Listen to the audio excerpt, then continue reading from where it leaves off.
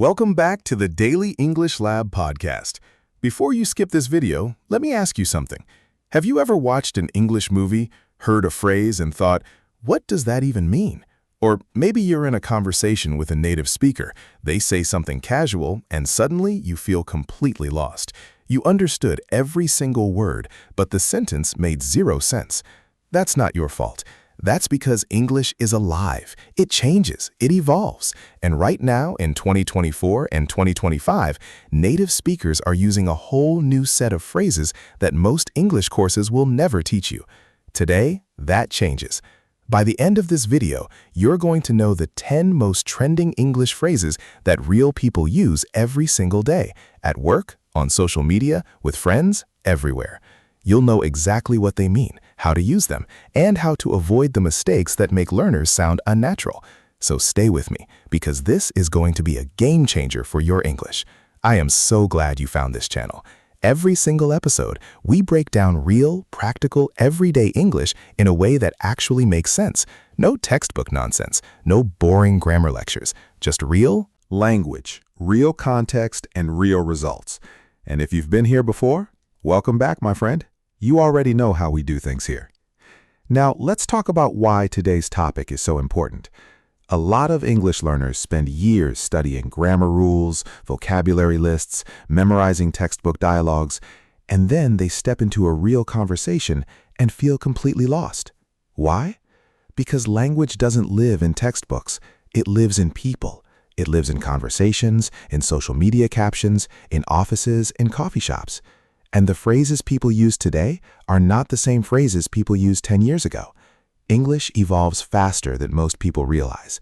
So if you're not keeping up with trending phrases, you're always going to feel like you're one step behind. Today, we close that gap. Here's exactly what you're going to learn. First, we're going to cover phrases used in everyday casual conversation. Second, we'll look at phrases you'll hear in professional and workplace settings. Third, we'll explore phrases that blew up on social media and are now part of mainstream English. Fourth, we'll go deep on the most common mistakes people make with these phrases. And fifth, we'll do a full recap so everything sticks in your memory. Before we dive in, I want to ask you something. Drop a comment right now and tell me, what's one English phrase you've heard recently that confused you? Write it down below. I read every single comment, and your answer might actually become the topic of a future episode. And hey, if you haven't subscribed yet, hit that subscribe button right now. We upload new episodes every week, and you don't want to miss a single one. All right, let's get into it. Let's talk about the first set of phrases, the ones you'll hear in casual, everyday conversations with friends, family, and people you meet in daily life. The first phrase is no cap. You've probably heard this one, maybe on YouTube, maybe in a conversation, maybe in a comment section online. But do you really know how to use it? No cap means I'm not lying or I'm being completely serious.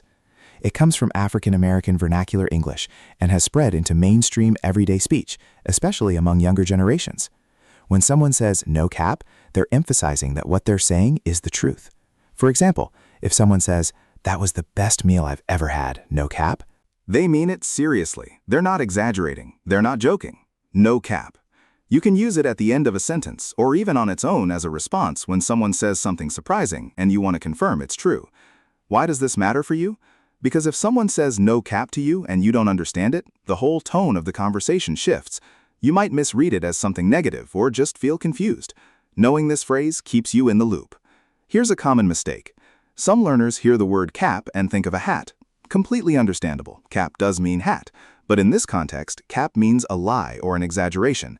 So no cap literally means no lie. Try not to mix these up. A tip to remember it, think of cap as crap without the R. Slang version. No cap equals no nonsense. I'm dead serious. Here's a little story. My friend was telling me about a football match, and he was saying the goalkeeper made the most unbelievable save. I said, "Really? Come on." And he looked at me and said, "Bro, no cap. I've never seen anything like it in my life." That right there, that's how it's used. Completely natural, completely real. Now you've seen it in action. Try this. Pause the video right now.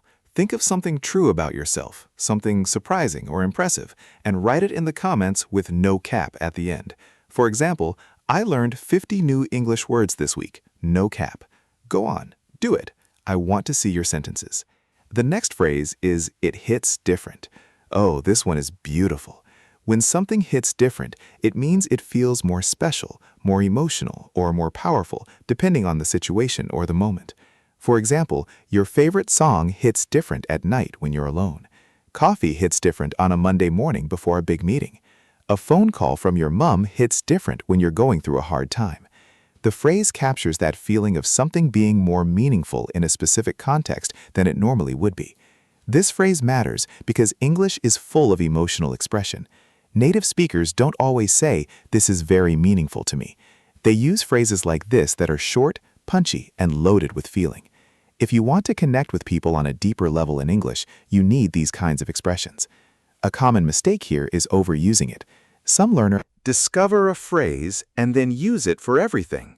If you say everything hits different, it loses its meaning. Use it when there's a genuine contrast, when something feels extra special because of the timing or the situation. Memory trick. Think of a song that made you cry, even though it's not a sad song. Why did it affect you so much? That moment. That's hitting different. Now, here's the thing about the next phrase. It's one that moved out of social media and straight into offices and professional conversations. Are you ready? Because this one is going to surprise you. The second group of phrases is all about the workplace and professional settings. And the first one is, "I'll circle back." You are going to hear this in meetings, in emails, in phone calls. Circle back means to return to a topic or conversation later. For example, "I don't have that data right now, but I'll circle back with you by end of day." It's a polished, professional way of saying, "Let me come back to this." It signals that you're organized and responsible. Why does it matter? Because workplace English has its own language. Using professional phrases like this one signals fluency at a very high level.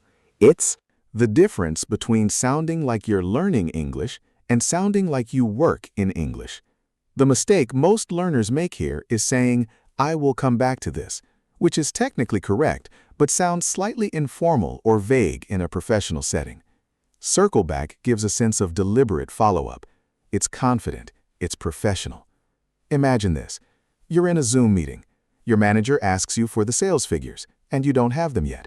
Instead of saying, "I don't know," you calmly say, "Great question. Let me circle back with you on that before 3 o'clock. Suddenly, you sound organized, professional, and completely on top of things. That's the power of knowing the right phrase. Try this practice moment. Think about something you have to follow up on at work, at school, or in your personal life. Write a sentence in the comments using circle back. For example, "I'll circle back with my teacher after the exam to ask about my score." Your turn. Write it below. I'll be reading through them. Another professional phrase that is absolutely everywhere right now is, "Let's take this offline." This one comes from the world of online meetings and remote Work. When someone says, "Let's take this offline," they mean let's talk about this separately, outside of this group meeting. It basically means, this is getting complicated or personal. Let's have a private conversation about it rather than discussing it in front of everyone. For example, "I think there are a few concerns about that budget. Let's take this offline and go through the numbers together." Clean, efficient, professional. Now here is where we pause for a quick surprising fact. Did you know that remote work has actually changed the English language? Researchers studying workplace communication have noted a significant rise in digital native phrases like "take it offline," "ping me," and "loop me in" since 2020. The language of work changed because the way we work changed. That's how alive and responsive English really is. Let's move now into the third big category, phrases that started on social media and have now crossed over into everyday real-world conversation.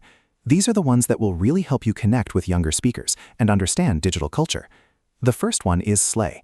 Now, slay is not new, but its current usage and mainstream acceptance is very much a 2024 phenomenon.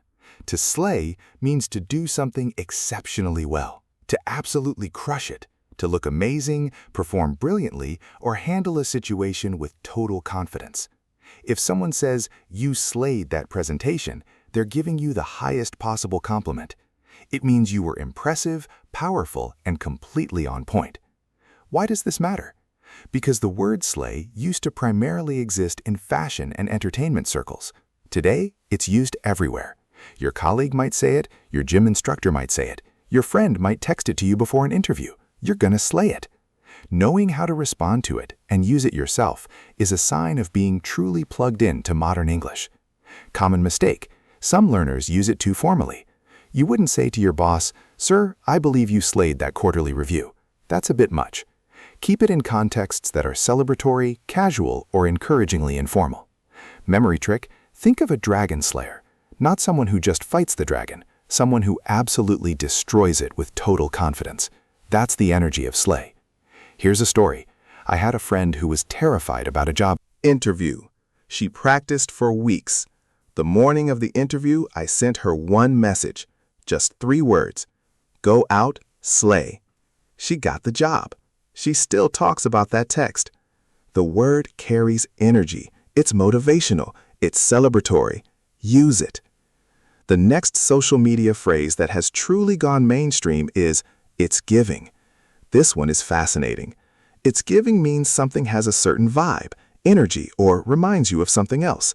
For example, that outfit is giving old Hollywood glamour, or this cafe is giving cozy Sunday morning. You're describing the feeling or energy that something projects. It's creative, expressive, and very modern. You might hear it shortened to just, "It's giving," with no finish, meaning the speaker is implying you already know what energy it gives because it's so obvious. It's a phrase built on shared understanding. Mistake to avoid? Don't use "it's giving" followed by negative comparisons in formal settings. This is firmly casual territory. Keep it for creative conversations, social settings, or friendly exchanges. Think of it this way. "It's giving" is like painting with feelings. Instead of saying, "That reminds me of a 1990s film," you say, That's giving 90s film energy. It's more creative, more natural, and way more fun. Now we're going to move into an area that combines social awareness with language skill, and this is where things get really interesting. Comment below, which of the phrases so far is your favorite?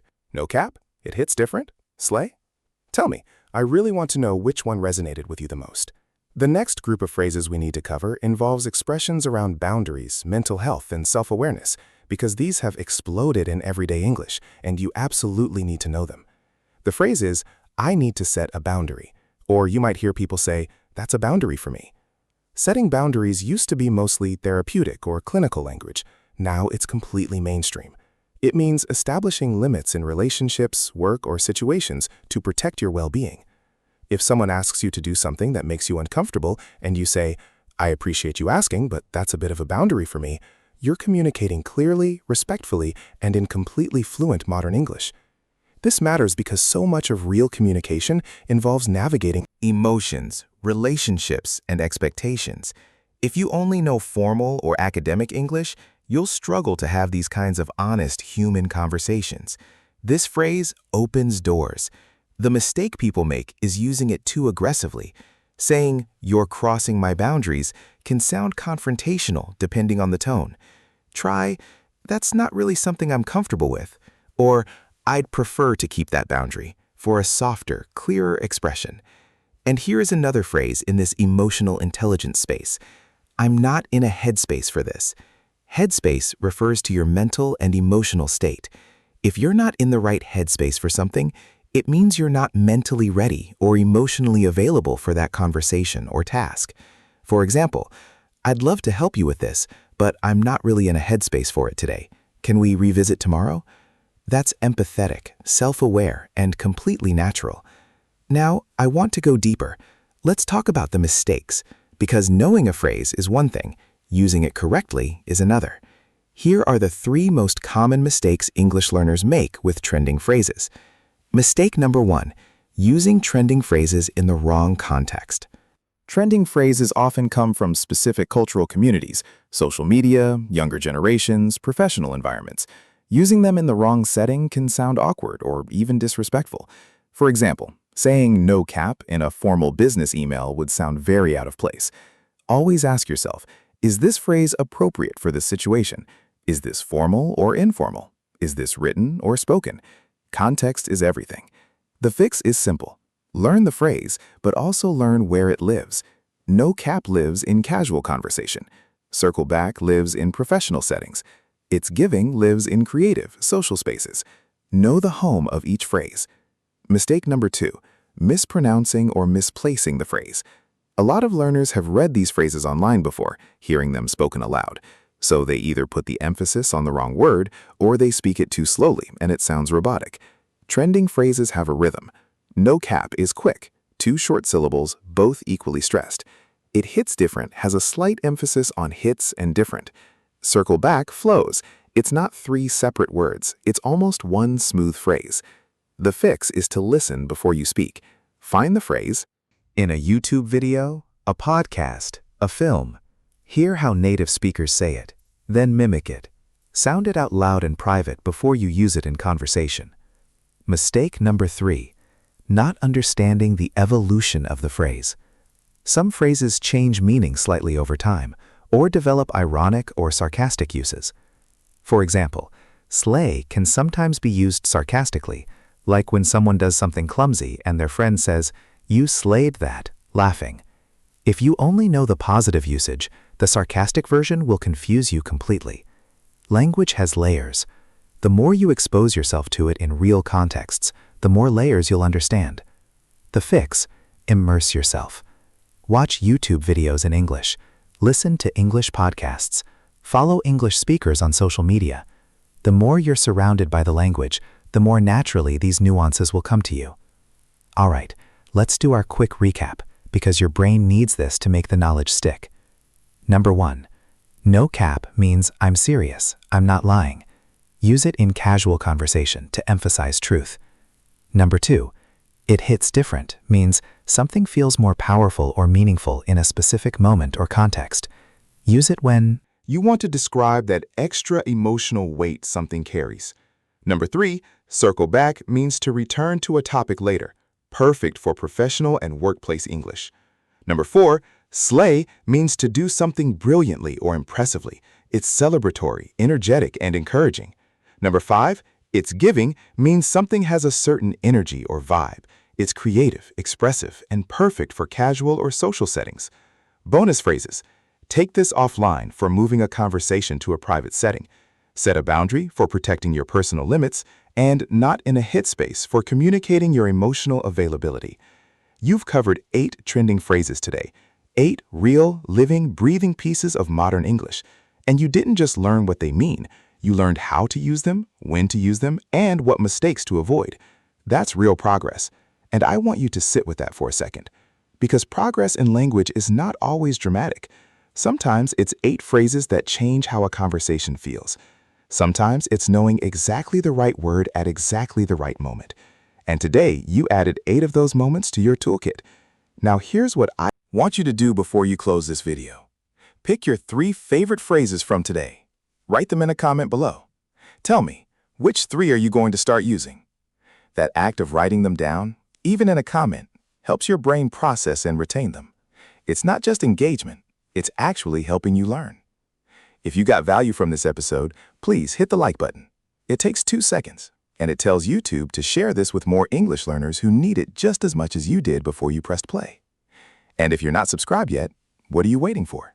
Hit subscribe and ring that notification bell so you never miss a new episode of Daily English Lab Podcast.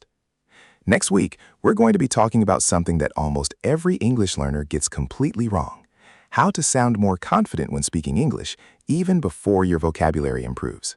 You are not going to want to miss that one. It might honestly be one of the most important videos I've ever made. Until then, keep practicing, keep showing up, and keep pushing your English forward. You've got this. I believe in you.